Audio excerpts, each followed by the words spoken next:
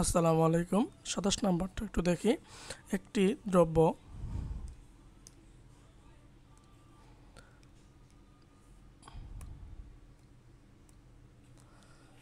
X% করিতে বিক্রয় করলে যে মূল্য পাওয়া যায় 3X% লাভে বিক্রয় করলে তার চেয়ে 18X টাকা বেশি পাওয়া যায়। দ্রব্যটির ক্রয় মূল্য কত? ধরি দ্রব্যটির ক্রয় মূল্য Y টাকা।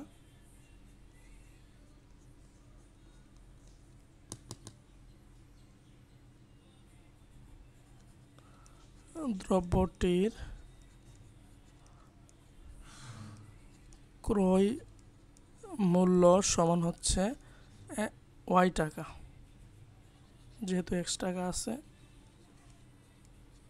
আচ্ছা, এখন X% ক্ষতিতে, অর্থাৎ X% ক্ষতি হয় ইকুয়াল ক্রয় মূল্য এর X%। ঠিক আছে, তাহলে ক্রয় মূল্য কত? Y এর X% ইকুয়াল হলো Y ইন্টু X বাই 100 লিখে দিই। ঠিক আছে, তাহলে হবে XY ডিভাইডেড বাই হচ্ছে 100। X% ক্ষতিতে, আমার বলছে যে 3X% লাভে।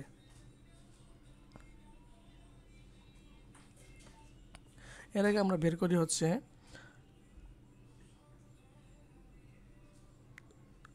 ক্ষতিতে বিক্রয় মূল্য,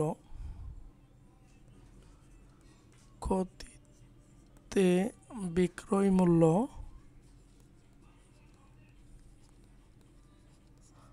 equal Y minus XY divided by হচ্ছে 100। তাহলে লসাগু হচ্ছে 100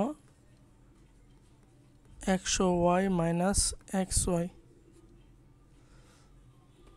এটা শেষ করলাম। এখন 3X% লাভে বিক্রয় করলে লাভ হয় 3X% লাভে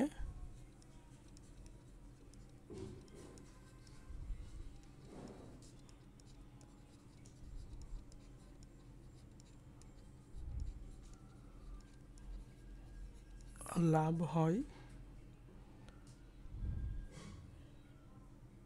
ক্রয় মূল্য এর 3X%, Y into 3X divided by হচ্ছে 100।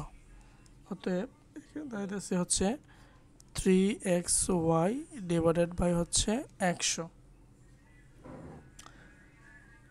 এখান থেকে আমরা বিক্রয় মূল্য বের করি। অতএব বিক্রয় মূল্য সমান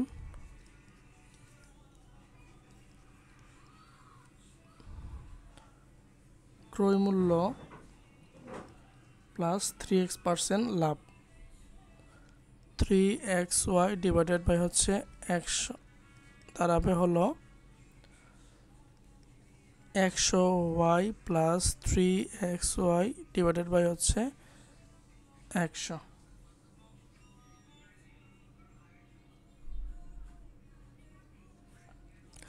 এখন আমাদের কাজ শেষ। এখন বলছে যে তার চেয়ে 18X টাকা বেশি পাওয়া যায়। এবার আসে আমরা প্রশ্ন মতে।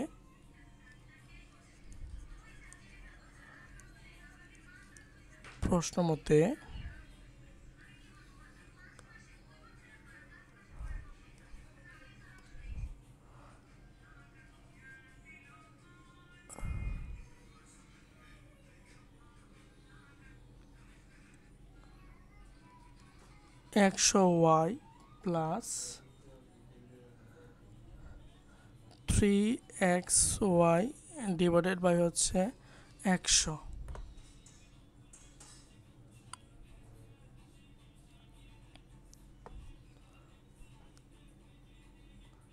Minus 100Y minus XY divided by হচ্ছে কত 100 ইকুয়াল 18x। ঠিক আছে, আমি আবার একটু রিপ্লাই করি।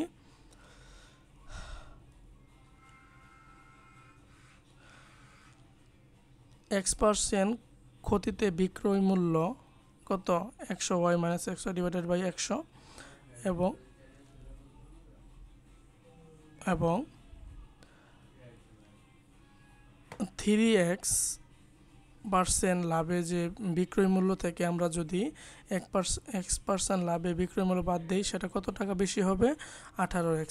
এটাই এখান থেকে আমরা বের করব হচ্ছে x এর মানটা, বা লসাগু হবে 100y plus 3xy minus 100y plus xy equal হচ্ছে 18x, বা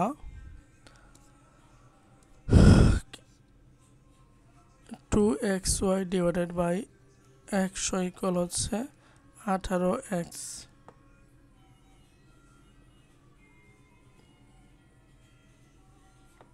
সরি, এখানে 4 হয়ে যাবে না, যোগ যেহেতু বলছে, তাহলে হচ্ছে 4xy divided by 100 equal 18x, বা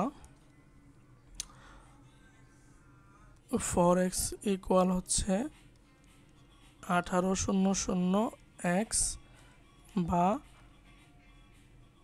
4y ইকুয়াল হচ্ছে 1800, বা y ইকুয়াল হচ্ছে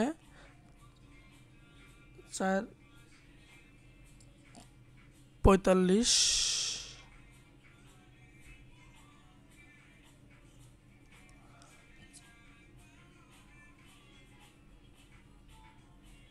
1800কে 4 দ্বারা ভাগ করলে হবে 450। তাহলে আমরা y এর মানটা পেয়ে গেলাম। তা y এর মান মানে কি, দ্রব্যটির ক্রয় মূল্য সমান 450 টাকা।